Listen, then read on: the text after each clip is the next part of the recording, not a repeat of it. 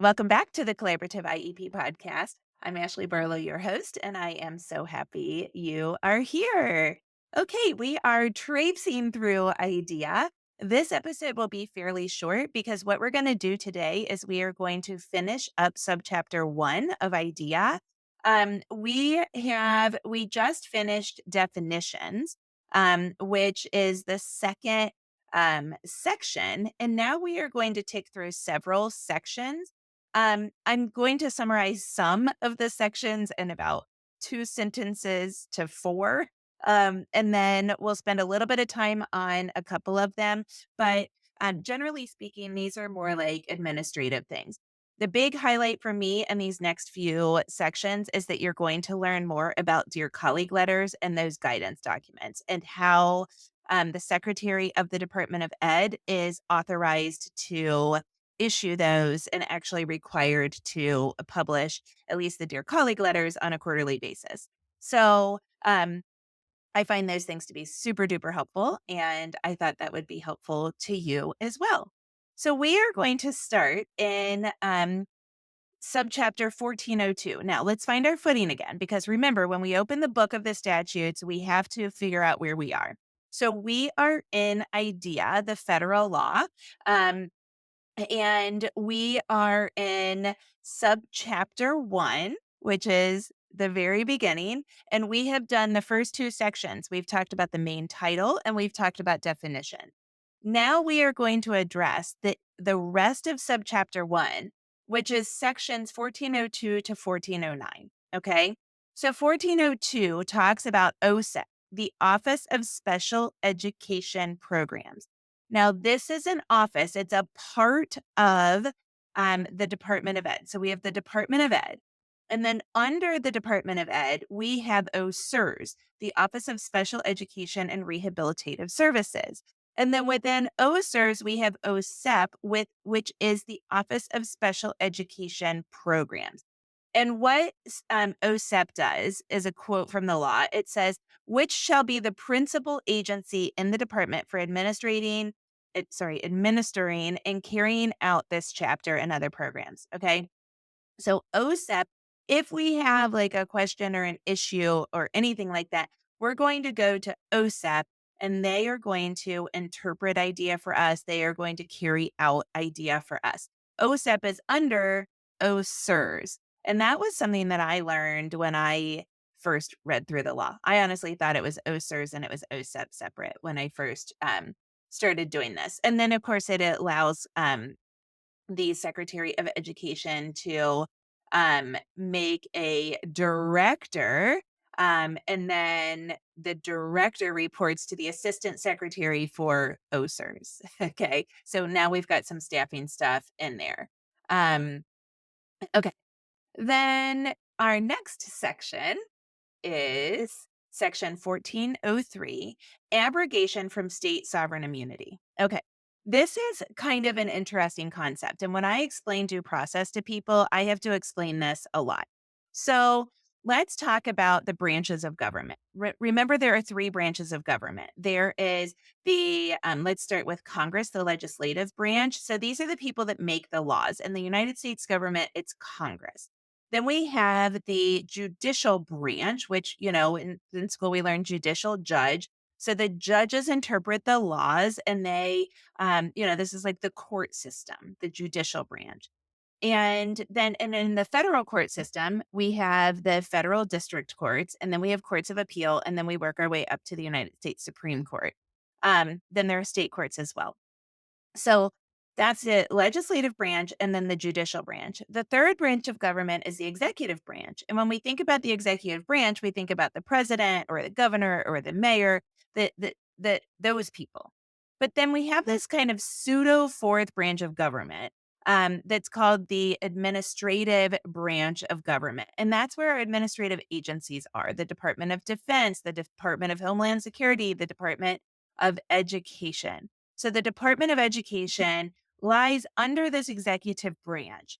And the Department of Ed, the agencies then have different rules as it applies to any kind of dispute. So within the Department of Ed specifically, if you have a dispute against your school system, you must first, by and large, and this gets a little bit uh, sticky and tricky. So, for your purposes, what we're talking about is exhausting administrative remedies. Okay. So, by and large, what you have to do is you have to go through the administrative process for that dispute resolution before you go over to the judicial branch and do it through the court system. Okay. So, first, you have to exhaust your administrative remedies. In the case of special education, for a lot of cases, that's going to be due process. Okay. You also can resolve disputes in special education by way of state complaint, which is more for procedural things, and civil rights complaints, which is more um, for discriminatory type matters.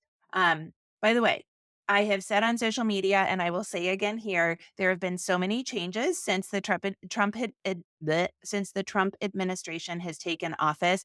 I am trying to stay up with that, and I will try to provide updates on social media and in the podcast to the extent that I think we need to interrupt this idea walkthrough. I also want to give you a summary of the inclusion document that we got um, just before January 20th from the Department of Ed. And I am through it. I just need to write a summary, and I'm busy with the swimming thing right now, honestly. So I will get you that. Okay. So um so the Department of Ed has to handle the disputes. Now you're like, wait, this is weird because the Department of Ed is also like the grandfather of my school district, right? Like my little school district, the blank county Department of Education or the blank party school, blank county school system or the blank blank independent school system, wherever you are, right? Your city or county school or independent school district. Yes, they get their funding from your state Department of Ed. My little district gets its funding from the Kentucky Department of Education. And the Kentucky Department of Education is also responsible for ensuring that they are teaching their kids. That's why there's state testing and that sort of thing. Um, so there's kind of this like weird relationship with state departments of ed because they are the people that feed us and they also are the people that keep us in line, kind of like parents, honestly. And then they resolve our disputes, also kind of like parents. So I try to kind of like make people understand that our state departments of ed are honestly kind of like parents. Like it or leave it, kind of like parents. So what this section of subchapter 1 of IDEA says, and again, we are in subchapter 1 of 1403, is that states don't have immunity from being sued in special education matters. So I should have said this first. States, generally speaking, um, get something called sovereign immunity. There are exceptions to sovereign immunity, but basically what happens is, kind of as a general rule, you can't sue states and municipalities. It is inherently dangerous to do things that states and municipalities do in their everyday business. So, like operating the snowplow, dangerous. Operating a parking lot, dangerous. Operating city buildings and that kind of stuff, dangerous. And so the question is, would municipalities and states take the risk of conducting this business if people could just sue them all the time? And the answer is, oh, that gets really tricky. So way back when we created this, the United States created this idea called sovereign immunity, whereby you have to fall into an exception to sovereign immunity in order to be able to sue a municipality or a state. Um, are states municipalities? Are they just big municipalities? I don't think so. Anyway, that's what happens in my brain. So, an idea, there is an exception because we have to sue the state. We have to sue the Department of Ed by way of due process, but we have to sometimes bring claims within the Department of Ed. And so they're saying sovereign immunity doesn't apply because school systems are state organizations and we have to be able to bring claims against them within the Department of Ed and sometimes against the state because states also run schools. Like in Kentucky, the state runs a school for the blind and a school for the deaf and hard of hearing. Um, okay, so abrogation of state sovereign immunity just means that you can bring suit against your schools or against the state within the Department of Ed. All right. Section 1404 is called Acquisition of Equipment, Construction, or Alterations of Facilities. And basically, it says if the state or a local education agency thinks that they need to be able to spend money in order to promote the law of IDEA, have at it. You're welcome to spend that money. Section 1405 indicates that the title is Employment of Individuals with Disabilities, and it indicates that states should make an effort. I'm sorry, not states, the Secretary of the Department of Ed should make an effort to employ and advance an employment of qualified individuals with disabilities in programs that are associated with the chapter, which is obviously good. We want to promote inclusion of people in the employment setting as well. 1406. So the title of this is called Requirements for Prescribing Regulations. So basically, what this section does is it provides us the information regarding the establishment of regulations, about the writing of policy documents, and the writing of Dear Colleague letters. Okay. So remember, I always say regulations are things that kind of tease out the law. IDEA is pretty basic. And so the secretary can write regulations under this section 1406 that tease out IDEA. Now, in subsection B, it says we have to um, keep the protections that are provided to the child. So, in other words, the regulations, number one, cannot violate or contradict anything in IDEA. And number two, can't procedurally or substantively lessen any of the protections that are provided to the kids under IDEA. And that totally makes sense. But therefore, they are able to write these regulations that tease out and give us more information about how we should interpret IDEA. The regulations are kind of where like the magic lies when you are doing a due process case or a state complaint or something like that, because it gives us more elements than that which we find in IDEA in, the definitions, which we talked about last week, et cetera. Section C says anytime there is a new regulation proposed, there's a public comment period. It has to be at least 75 days. Um, the United States Department of Ed, or the United States, so the Medicaid from federal Medicaid. If your state has Medicaid waivers, those all fall under I think most of them at least fall under um, a program called HCBW, Home and Community Based Waivers. And the United States government just looked at their home and community based waivers over the last 5 to 8, 10 years. And you've probably, and then states then have to revise theirs. And so you have probably seen a lot of public comment about your waiver community, if you are in, particularly if you are in the IDD community. Same thing happens in the Department of Ed. Anytime there's new regulations, there has to be a public comment time period where you can submit your comments to the new regulations. Okay, yay. Section D talks about policy letters and statements. So here's what happens. The Department of Ed, the secretary, is able to issue these policy or guidance document. And what they say is like, hey, here's our position on inclusion. Here's our position on restraint and seclusion. And basically, what this provision says is that those policy letters and statements, including letters or statements regarding issues of national significance, we got a lot of these during COVID. You were probably reading them then. They cannot violate or contradict anything in IDEA, and they cannot establish a rule that is required for compliance with any part of another law. So basically, like they have to stay in their own lane, so to speak. Okay. Carrying along, we're still in subsection, or just section 1406. But carrying along in 1406, we are now in paragraphs E and F. And in E and F, we learn about these Dear Colleague letters. So basically, people can write to the Department of Ed and say, hey, help me understand this, or here's a trend that I'm seeing in a district or in a state or whatever.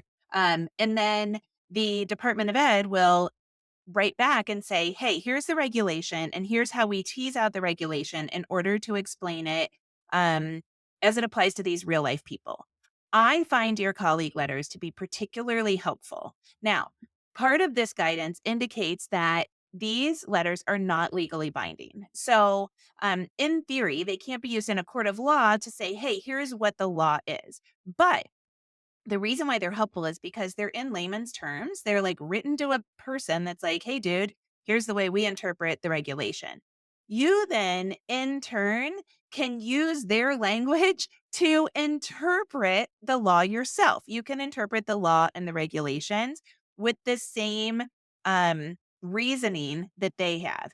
There's a lot of these things that get taken down. During the, like, kind of COVID, post-COVID time period, a lot of things were taken down and people were freaking out about what was taken down. And I'm like, listen, they were not legally binding to begin with.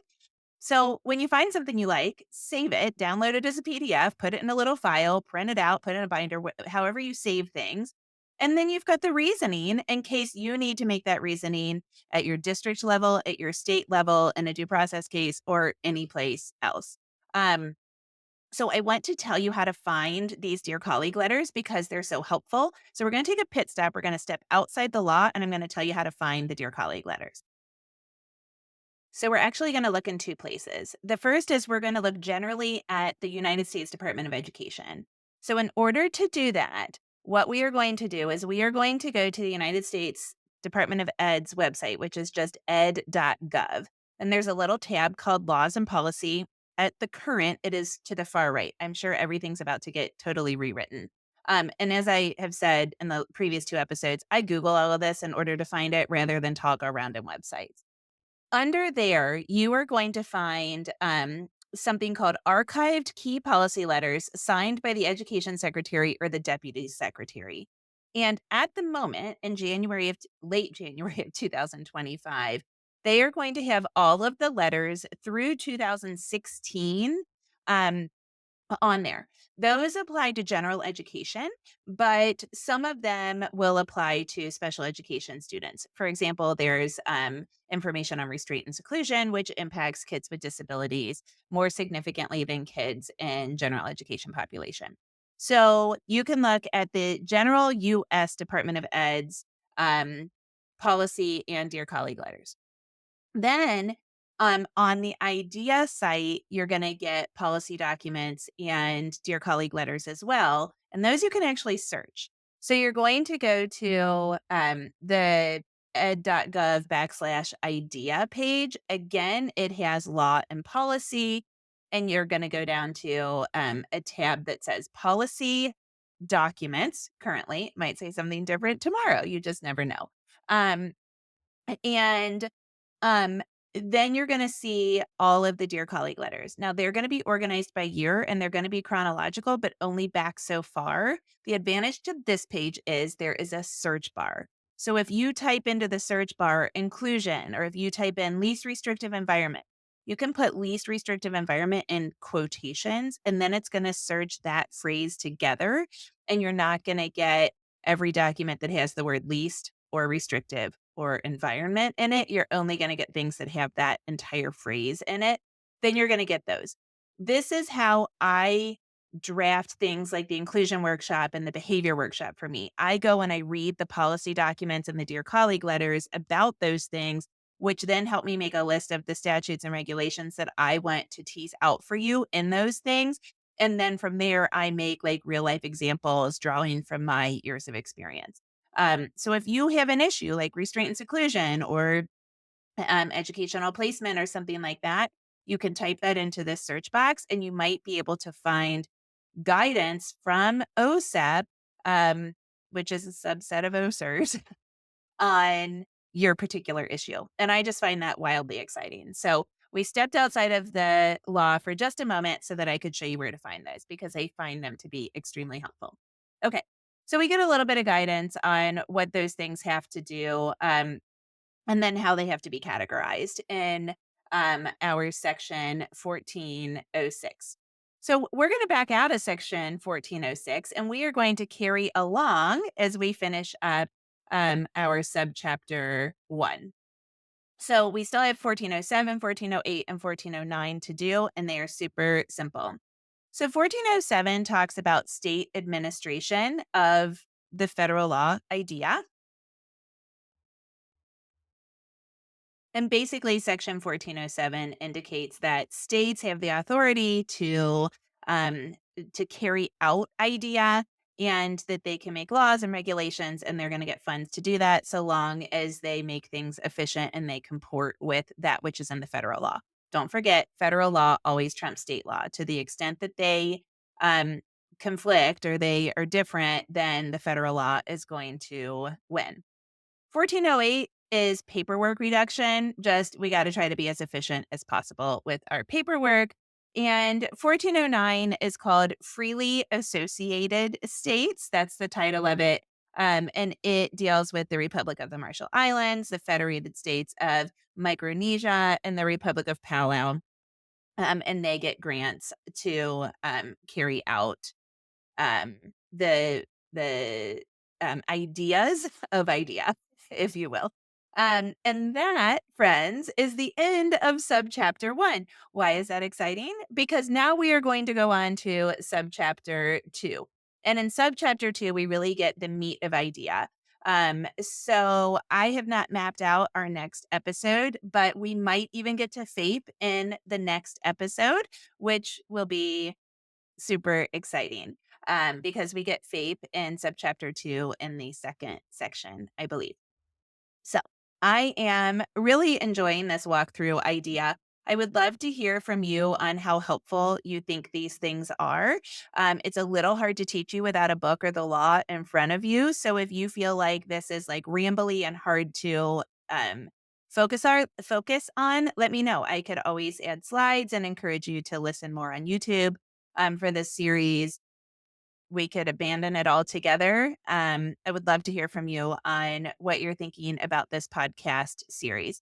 Also, if you're in the mood to write and to give me information, I would love to know how you feel about how much information you want now on how things are changing in the executive branch and what's happening in the federal Department of Ed.